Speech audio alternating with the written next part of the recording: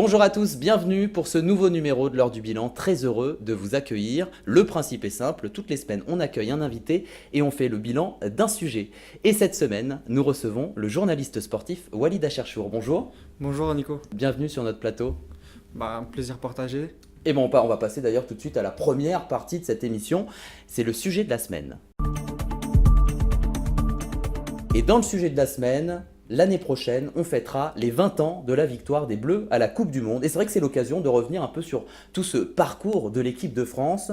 On commence avec cette Coupe du Monde. Évidemment, l'équipe est dans une période dorée. Le trophée est conquis, on s'en rappelle, face au Brésil, 3-0. C'était beaucoup d'émotions. On peut lire même, on s'en souvient, un merci Zizou sur l'Arc de Triomphe. Est-ce qu'on peut dire, Walid Acharchour, que cette victoire symbolise l'attachement des Français au football et ses valeurs à ce moment-là ? Oui, on a découvert de nouvelles valeurs dans le peuple français. Moi, j'ai suivi ça avec un peu de détachement parce que j'avais 4 ans à l'époque, mais en se remémorant tous ces moments de joie, de liesse dans la rue, on a vraiment vu, oui, un attachement particulier des Français pour ce sport et ça a été bénéfique en tout cas jusqu'en 2000 parce que ça a donné vraiment un élan à notre équipe de France parce que je pense qu'à l'Euro 2000 on a vraiment mieux joué qu'en 98 et c'était la confirmation. Après par la suite on en reparlera, ça a été un peu plus dur mais oui l'élan populaire a vraiment facilité le parcours des Bleus notamment à l'Euro 2000. Vous êtes nostalgique de cette époque, même si vous aviez que 4 ans, quand vous revoyez les images, qu'est-ce que ça vous fait, cette victoire qu'on n'a jamais re-eue depuis ? On se rappelle du moment où on était, on se rappelle des moments de joie avec nos proches, ça rassemble et puis surtout ça procure des émotions qu'on n'a pas ailleurs. Donc oui, bien sûr, on a ce petit moment de nostalgie parce que surtout on ne l'a pas revécu depuis. Il y a eu cette finale en 2006 où l'équipe de France a fait aussi un très beau parcours. Mais on espère qu'en 2018 on est nostalgique, mais on sait qu'en 2018, on peut avoir une chance de soulever cette coupe en Russie. Alors pas de repos, c'est vrai pour les Bleus, vous en avez parlé à l'instant, avec l'Euro 2000. Alors c'est vrai qu'à ce moment-là, pour recontextualiser, le sélectionneur change. Aimé Jacquet laisse sa place à Roger Lemaire. Il confirme d'ailleurs la place de leader mondial de l'équipe de France avec un titre victorieux face à l'Italie, on s'en souvient. Mais alors là, coup de théâtre quand même, Walid Acharchour. On a 2 piliers, Laurent Blanc, Didier Deschamps qui annoncent leur retraite. Est-ce que ces départs brutaux, parce qu'à l'époque ça a été quand même assez brutal, ça a été un peu la fin de cette période d'apothéose? Bien sûr, c'était une fin de cycle inévitable. Deschamps et Blanc avaient sous-entendu avant le début de la compétition que ce serait leur dernière. Cette colonne vertébrale qui avait débuté en 96 à l'Euro se termine dans une forme d'apothéose à l'Euro 2000, surtout avec un doublé Coupe du Monde et Euro. C'était vraiment le bon départ pour ces 2 tauliers, le capitaine et le vice-capitaine, pour partir et laisser le flambeau à d'autres comme Zidane, comme De Sailly en 2002 ou en 2004. Il y a eu une baisse d'énergie à ce moment-là quand même? Non, Ils ont réussi quand même à garder le cap malgré ces 2 départs? C'est sûr que ces 2 tauliers-là qui sont Blanc et Deschamps ont manqué peut-être dans le vestiaire. Il y a eu vraiment un laps de temps pour que Barthez, De Sailly, Lizarazu, Zidane reprennent ce flambeau jusqu'en 2006 par exemple. Mais je ne pense pas que ce soit dû à la perte de ces 2 leaders. C'est surtout il y a eu des problèmes de lassitude, je pense, dans le groupe. Après avoir gagné 2 titres en 2002, on s'est vu un peu trop beau avec des campagnes de pub où on mettait déjà notre 2e étoile à côté de la première sur le maillot. Il y a eu plein de choses qui ont fait que je pense qu'il y a eu un cap quand même. Bien sûr que l'équipe de France, on peut le dire comme ça, s'est vautrée en 2002. Et c'est vrai qu'on arrive maintenant en 2002. Et oui, avec cette défaite des Bleus, c'était lors de la Coupe d'Asie, c'est bien ça, je ne me trompe pas. Ils se sont fait éliminer face Coupe du Monde en Asie, oui. Voilà, Coupe du Monde en Asie. Ça signe aussi le départ de Roger Lemaire à ce moment-là, qui laisse sa place à Jacques Santini. D'ailleurs, l'Euro 2004, lui, s'arrête brutalement pour les Français face à la Grèce. S'ensuit également le départ d'autres piliers, là. À ce moment-là, on a le départ de Zidane, on a le départ de Thuram, on a le départ de Makelele et Lissarassou. Qu'est-ce qui caractérise finalement les Bleus de ces années 2000? Pour revenir sur 2002 et 2004, je pense qu'il y a un enchaînement de sélectionneurs. Le départ de Roger Lemaire en 2002 qui qui était prévisible avec ce marasme, sortir en poule, se faire battre contre le Sénégal. Et surtout, faut rappeler qu'en préparation, Zidane se blesse et manque les 2 premiers matchs, Ça avait compliqué. Hein. ce qui a complètement compliqué les choses parce qu'il a fallu changer de système de jeu, etc. Derrière, en 2004, on avait une équipe de France un peu, on va dire, coupée en deux, qui n'avait plus d'âme, qui dans le jeu n'était plus celle de 2000. Et sortir face à la Grèce, c'était une grosse surprise, surtout au terme d'un match assez médiocre de la part de nos Bleus. Et ça a fragilisé, bien sûr, le départ de Zidane, le départ de Lizarazu. On va apprendre après que Zidane reviendra avec Makelele et Thuram. Mais c'est vrai que ça marque la fin d'une époque. Et je pense que 2002 et 2004 a vraiment terni l'image de ces Bleus par rapport aux 2 titres en 98 et en 2000. Et on a une arrivée également, celle de Raymond Domenech en 2004. C'est vrai que ça a été, on peut le dire, un sélectionneur détesté, Walid Acharchour. Oui, bien sûr, détesté sur tous les plans, médiatiquement et même avec les joueurs. Je sais pas si avec les joueurs, mais en tout cas, oui, il y avait un jeu médiatique entre Domenech et la presse, un peu comme ce qui s'était passé avec Jacquet avant 98. Mais Jacquet a répondu aux attentes en gagnant cette première Coupe du Monde. Mais c'est vrai que Domenech, en 2004, on arrive à un point de non-retour. Il y a énormément de joueurs, on l'a dit, et de leaders, dont Zidane, qui mettent un terme à leur carrière internationale. Il a fallu complètement faire une refonte. Domenech vient des espoirs, donc il fait monter une nouvelle génération. Rappelez-vous des Bernard Mendy, des Louis Ndoula. On n'a pas compris un nouveau système, notamment en 3-5-2. Et on a eu vraiment une année très très difficile. Et derrière, on a eu du mal à se qualifier pour cette Coupe du Monde 2006. Il a fallu rappeler, en tout cas, Zidane, Makelele et Thuram, cette colonne vertébrale, ces leaders, ces top players, comme on les appelle, qui ont su on va dire, accompagner Thierry Henry et Barthez pour aller se qualifier en Allemagne, ce qui a été très très compliqué. Il faut se rappeler de ces matchs en Irlande, ces matchs de qualification où ça a été très très compliqué pour à la fin faire une finale en Coupe du Monde. Mais c'est vrai que le passage de Domenech restera pas une grande satisfaction. Surtout que ça a duré quand même pas mal de temps. C'est vrai que sur un plan médiatique, j'ai même un souvenir, Walid Acharchour, du frère de Raymond Domenech qui est invité dans une émission de télé, c'était sur France 5, il me semble, dans C'est à vous. Et le thème de l'émission, c'est « N'avez pas vous honte d'être le frère de Domenech ?» Il était devenu un peu une tête de Turc, Raymond Domenech. Oui, pour plusieurs choses. La première, je l'ai cité précédemment, le fait que par rapport à la presse, il y avait vraiment un jeu assez malsain. Et la deuxième chose, c'est que on n'a rien vu. En 2006, beaucoup disent que le groupe s'est autogéré, notamment avec les 3 que j'ai cités, Zidane, Thuram et Makelele, qui ont vraiment pris les rênes de ce groupe, et Domenech était un accompagnateur. Et après 2006, on a vu que Domenech, dans le jeu, c'était très très moyen, pour pas dire médiocre, avec une équipe de France qui n'avait pas d'idée de jeu. Et ça aujourd'hui, le peuple français, on en parlait en 98, il faut faire rêver les Bleus, il faut faire rêver le peuple. Le peuple français qui suit ce football-là, et Domenech a laissé une trace assez négative. Alors c'est vrai qu'on a le souvenir aussi du coup de boule de Zidane, il y a eu toutes ces périodes, également une grève sur le terrain en 2010. On va s'intéresser aussi à cette année 2010 avec la Fédération Française de Foot qui limoge aussi Domenech à ce moment-là, pour laisser sa place à Laurent Blanc. Le sélectionneur d'ailleurs passe en coup de vent parce qu'il part en juin 2012 par rapport à la période 2004-2010 de Raymond Domenech. Pourquoi il est resté si peu, Laurent Blanc, à ce moment-là ? Je pense qu'il y a eu des différends avec Noël Le Graët par rapport à Laurent Blanc voulait plus de garanties, je pense en termes de salaire, et puis surtout un contrat beaucoup plus long. On voit qu'aujourd'hui, pour durer en sélection et pour amener des résultats, il faut un cycle de 4 ans, et Noël Le Graët, après ce qui est arrivé avec l'épisode Domenech, ne voulait plus reproduire les mêmes erreurs, donc il a proposé un poste de 2 ans, ce qui n'a pas plu à Laurent Blanc. Le climat était délétère entre les deux, et Noël Le Graët avait l'ambition de ramener Deschamps dès qu'il a pris les rênes de la Fédération française. C'était vraiment un objectif, parce que Deschamps avait remporté le championnat de France avec Marseille, et il avait le vent en poupe dans le championnat français.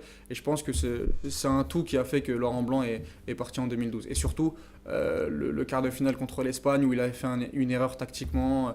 Il était aussi décrié dans la presse. Je pense que voilà, c'est tout ça qui a fait que Noël Le Graët s'est séparé de Laurent Blanc. Pour conclure cette première partie d'émission, c'est vrai qu'aujourd'hui on a Didier Deschamps, d'ailleurs toujours sélectionneur des Bleus, avec pour fait d'armes notamment d'avoir emmené aussi les Français en finale de l'Euro en 2016 face au Portugal. On peut dire que c'est pour l'instant sa principale victoire. Oui, c'est sa principale victoire, même si encore une fois, moi je reste vraiment lucide sur la performance des Bleus à l'Euro. On avait un contexte particulier, où on a eu un tirage au sort favorable, on n'a pas joué de grandes équipes à part l'Allemagne, et je trouve que contre l'Allemagne, le succès de nos Bleus était tiré par les cheveux avec beaucoup de courage, mais pas vraiment d'idée de jeu. Et surtout, Deschamps, moi j'ai beaucoup on va dire de regrets dans la façon qui fait jouer nos Bleus. Surtout que même si sur l'année qui va arriver, je pense que ça va être beaucoup mieux parce qu'on a une génération dorée, une génération exceptionnelle qui va permettre à Deschamps de faire mieux jouer son équipe. Mais en 2016, j'étais vraiment déçu par la prestation de nos Bleus. Et même si on fait finale, je pense que c'est un peu en trompe-l'œil. Vu le niveau de l'Euro, vu ce qu'on a vu les équipes qu'on a rencontrées, ça reste on va dire un bon résultat, mais sans la manière. Voilà, la conclusion de cette première partie d'émission. Alors vous savez ce qu'on va faire maintenant? On va passer déjà à la deuxième rubrique, Ouais. que je vais lancer tout de suite. On va deviner des personnes. Vous allez devoir deviner en regardant des photos le nom des personnes. On passe tout de suite au devine qui c'est.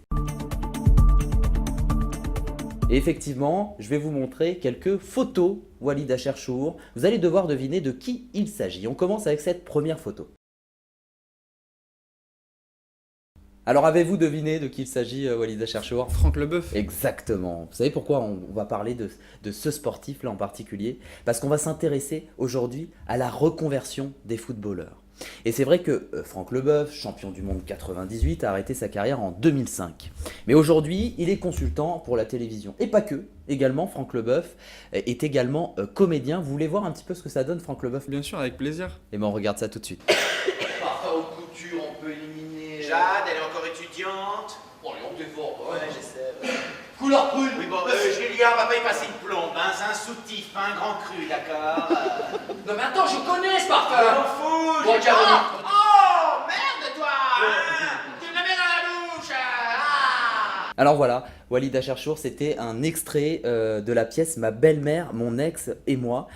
J'ai envie de vous dire, avec ce nouveau rôle d'acteur aussi, est-ce que vous pensez qu'on peut oublier son passé de footballeur à Franck Leboeuf? Non. Est-ce que c'est assez dur d'oublier un passé de footballeur Bien sûr, pour le public? Bien sûr, c'est très, très très dur, surtout quand on a gagné une Coupe du Monde. Et en plus, il a été titulaire contre le Brésil. Avec la petite histoire, Laurent Blanc a été suspendu contre la Croatie. Et c'est lui qui a eu la chance de jouer contre Ronaldo, contre cette équipe. Donc ça reste vraiment présent dans sa carrière et toute sa vie. Même si, bon, je trouve que sa reconversion est atypique par rapport Après, on va parler de footballeurs encore plus atypiques, vous allez voir. par rapport à ce que d'autres footballeurs pourraient faire après leur carrière. Donc je trouve ça bien. Je suis pas un expert en théâtre ou en cinéma, mais en tout cas c'est bien de montrer d'autres choses. Les footballeurs peuvent faire d'autres choses et c'est très bien. Et d'ailleurs, il avait donné une interview à Paris Match en mars dernier. Il dit « Le problème, c'est que je suis Franck Leboeuf, un ancien footballeur. Personne ne me donnera ma chance. Vous le savez bien, les clichés des sportifs. » Ils existent vraiment, ces clichés sur les footballeurs, Walid Acharchour? Oui, sans doute. Si Franck Leboeuf l'a ressenti comme ça, je peux bien le croire. Après, c'est partout pareil. Il faut se détacher d'une certaine étiquette. C'est sûr que Franck Leboeuf aura moins de chance qu'un acteur ou qu'un comédien qui a fait Confirmé, qui a vraiment fait des études de théâtre. Exactement. Et surtout, on lui donnera pas La même chance. La même chance. Après, il fait des bons films, c'est à lui de montrer qu'il a du talent, donc je pense que rien n'est bouché. Alors, maintenant, Walid Acharchour, justement, vous parliez d'originalité dans les reconversions. On va s'intéresser à ça et je vous montre tout de suite cette deuxième photo. Alors, Walid Acharchour, avez-vous deviné le premier déjà? Guy Varche. Très bien. Le deuxième? Aucune Deuxième idée. et troisième, vous savez pas. Je vais Non. vous donner la réponse, c'est pas grave. Compliqué les deux et trois. C'est vrai, c'est vrai. C'était pas facile, mais c'est justement, on va s'intéresser à leur métier. Alors, c'est Chase Hilgenbrink, le D'accord. deuxième, Je connaissais et pas. Norman Whiteside. Vous les connaissiez Non, pas? non, je Ils sont, connaissais c'est vrai, d'une autre génération. Alors, déjà, on va s'intéresser à celui que vous avez deviné, Stéphane Guivarch, ex numéro 1 des Bleus lors de la Coupe du Monde 1998. Est-ce que vous savez ce qu'il fait aujourd'hui, Walid Acharchour? Ils vendent des piscines, non? Exactement. Il est passé du statut de champion du monde à commercial en vente de piscine en Bretagne. Quel souvenir vous gardez de ce joueur, Walid Acharchour? Ah, je garde un souvenir d'un attaquant qui n'a pas marqué en Coupe du Monde, malheureusement, mais, Ouais. On On l'a pas beaucoup remarqué quand Bien même. sûr, mais moi j'avais 4 ans et je me suis un peu renseigné, ça restait quand même un très bon attaquant de Ligue 1, il avait mis plus de 20 buts cette année-là en Division 1, donc ça reste un très bon attaquant, même s'il a fait une Coupe du Monde assez moyenne, et je pense qu'il était là par défaut, il n'y avait pas de véritable... il n'y avait pas de grand neuf en équipe de France à ce moment-là, mais la France a gagné avec lui, donc il a quand même été important dans un autre registre, même s'il n'a pas marqué. Donc ouais, je garde quand même un bon souvenir de sa carrière. Il a fait quand même une bonne carrière. Le deuxième sur la photo, c'était Chase Hilgenbrink. Alors lui, c'était un joueur américain dans le club England Revolution. D'ailleurs, il a raccroché ses crampons, vous savez pourquoi? Pour être prêtre. Prêtre. Voilà. Et le troisième, Norman Whiteside, qui était le plus jeune international nord-irlandais de l'histoire, a participé d'ailleurs à la Coupe du Monde 82. Donc effectivement, ça remonte assez à loin, mais il est devenu podologue. Est-ce que vous, en tant que journaliste sportif, toutes ces reconversions, et il y en a d'autres, hein, Bien sûr. il y a plein de reconversions un petit peu originales, est-ce que vous, ça vous fait rire un petit peu? Oui, c'est plutôt marrant. Il y a aussi un joueur du Werder de Brême, Tim Wiese, qui avait fait du catch après, Voilà, après, effectivement. après sa carrière de footballeur. Oui, c'est assez drôle et de les voir dans un autre univers, Ouais. de les voir s'éclater. Ouais. Mais ce qui est important, voilà, c'est de prendre du plaisir et de voir des joueurs qui font consultants, entraîneurs. C'est assez- la suite C'est logique. la suite logique. Mais après, voilà, Acteur, ça commence un peu à être plus original, Mais mais alors podologue, effectivement, voilà, on ne connaissait pas. Exactement. Podologue ou Exactement. prêtre. Mais voilà, c'est plutôt marrant. Walid Acharchour, on passe tout de suite à la troisième partie, c'est le question-vérité. Et dans le question-vérité, on va parler de deux affaires. On va commencer à parler de l'affaire de la sextape de Mathieu Valbuena. Alors je voulais pas le mettre dans le parcours des Bleus, parce que je trouve que il y en a qui l'auraient mis, ça aurait été un événement marquant. J'ai fait exprès de le séparer. Car déjà je vais rappeler un petit peu ce qui s'était passé. C'était en juin 2015 que démarre cette affaire, quand Mathieu Valbuena reçoit des appels de plusieurs hommes qui lui demandent une somme de 150 000 euros en échange de la non-divulgation de vidéos intimes. Alors c'est vrai qu'on s'en souvient, il y avait eu différents noms qui étaient arrivés dans cette affaire, notamment Djibril Cissé, Karim Benzema. Est-ce qu'à dans le question vérité, là, il faut répondre vrai ou faux. Est-ce que l'image de l'équipe de France a été touchée à ce moment-là? Ou est-ce que c'est plus une affaire personnelle? Vrai ou faux? Moi, je pense Walid qu'elle- Acharchour. je pense qu'elle a été touchée. C'est indéniable. Après, c'est un dossier très très compliqué. Moi, j'ai eu plusieurs avis dessus. Dans un premier temps, j'étais pour sanctionner Karim Benzema parce que je trouve qu'il a quand même fait une erreur moralement par rapport au groupe France et le sanctionner de ne pas faire l'Euro, je trouvais ça quand même bien. Après, dans un deuxième temps, je pense qu'aujourd'hui, la donne, elle a changé. Karim Benzema a payé, il n'a pas fait l'Euro, ça va faire bientôt 2 ans qu'il n'est plus en Il est équipe. un peu trop sanctionné aujourd'hui, selon vous? Oui, ça va faire bientôt 2 ans qu'il n'est plus allé en équipe de France. Si on prend un peu les exemples qu'on a eu par le passé en équipe de France, Nicolas Anelka, avec ce qu'il a fait à Naïsna, avait pris 18 matchs, Patrice Evra, 5 matchs. Aujourd'hui, 2 ans pour Karim Benzema, c'est quand même Un peu trop. c'est quand même assez dur et je pense qu'il doit revenir en équipe de France, surtout qu'aujourd'hui il est irréprochable avec le Real Madrid. Ça fait 7 ans maintenant qu'il est numéro 9 de l'un des plus grands, pour voir le plus grand club du monde. Et quand on voit ce qui s'est passé avec François Fillon pendant les présidentielles, quand on voit que les frères Karabatic ont été condamnés hier ou avant-hier et qui continuent à jouer pour l'équipe de France, je pense que Karim Benzema aujourd'hui peut revenir en équipe de France et doit revenir en équipe de France. Après, on sait très bien qu'il y a eu une cassure avec Deschamps depuis l'interview. Oui, il y a ça aussi. Depuis Il y a cette cassure avec Deschamps. depuis l'interview qu'il avait donnée à Marca, Ouais, et je ouais. pense que Deschamps est quelqu'un de rancunier. Et moi, je le dis à chaque fois, je pense qu'il n'y a qu'un seul homme qui peut ramener Karim Benzema en équipe de France, c'est Zinedine Zidane quand il sera sélectionneur. Alors, est-ce qu'il le sera dans 6 ans, dans 8 ans? Est-ce que Karim Benzema aura terminé sa carrière à ce moment-là? On ne le sait pas. Affaire à Mais suivre. pour moi, on doit rappeler Karim Benzema aujourd'hui. Mais je pense que Deschamps ne le ramènera plus. On va parler plutôt de notion d'argent dans le football. C'est vrai que ça intéresse le public. Et notamment, on va s'appuyer évidemment, vous savez sur quoi, hein? Sur Neymar. Évidemment. Cette star brésilienne du football qui rejoint le PSG pour un contrat de 5 ans. Alors c'est vrai que les chiffres sont assez gros quand même, hein. On a un transfert quand même le plus cher de l'histoire avec 222 millions d'euros, dont 30 millions nets par saison, hein, sur 5 ans. Vous, justement, avec ces dépenses, vous pouvez comprendre que le public soit choqué. Alors, on sait que c'est aussi une pépite marketing, Neymar. Bien sûr. Mais on peut être choqué par cette notion d'argent dans le football, selon vous. Choquant ou pas choquant? Je sais pas, parce que moi je ne suis pas choqué parce que je suis dans le foot et Ah, ça m'intéressait votre avis, justement. je sur ça. suis dans le foot, Vraiment.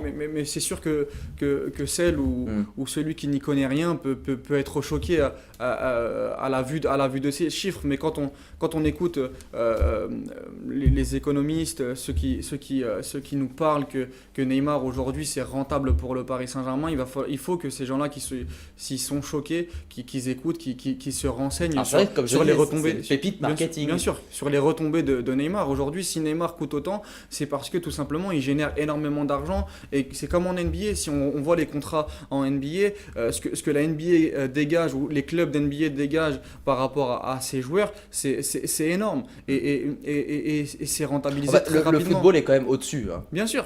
Mais ces contrats-là, on les avait pas encore au foot.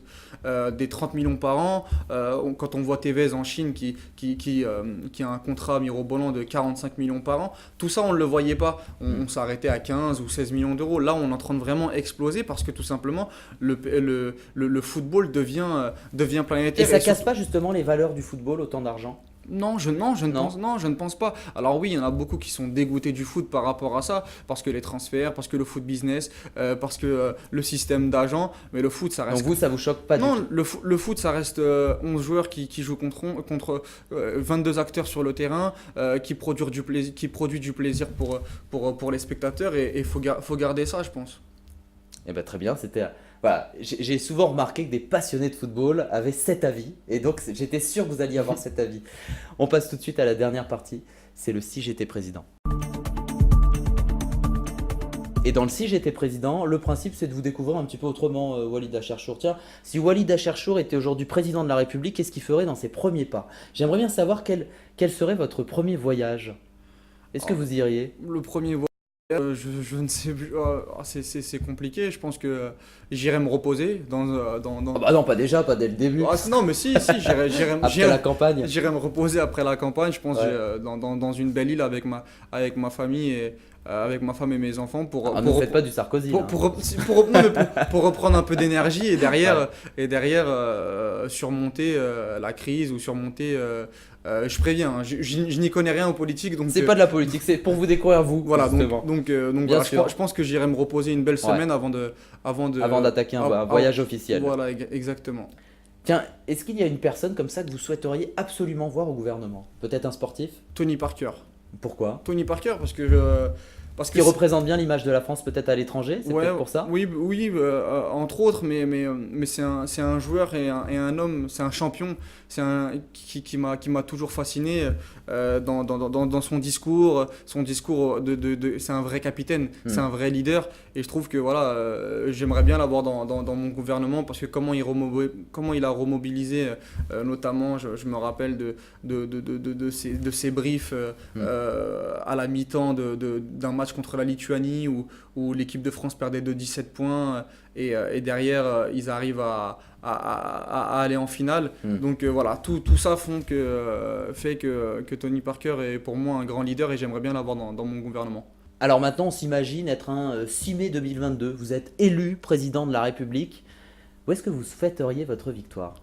Oh, j'ai pas d'adresse précise, mais Plutôt Bastille, Concorde, République? ouais, République dans un bon petit resto avec mes proches, Ouais. avec ceux qui ont contribué à la victoire, comme ce qui se fait, comme ce qu'a fait Emmanuel Macron ou Sarkozy, ou Nicolas Sarkozy ou François Hollande.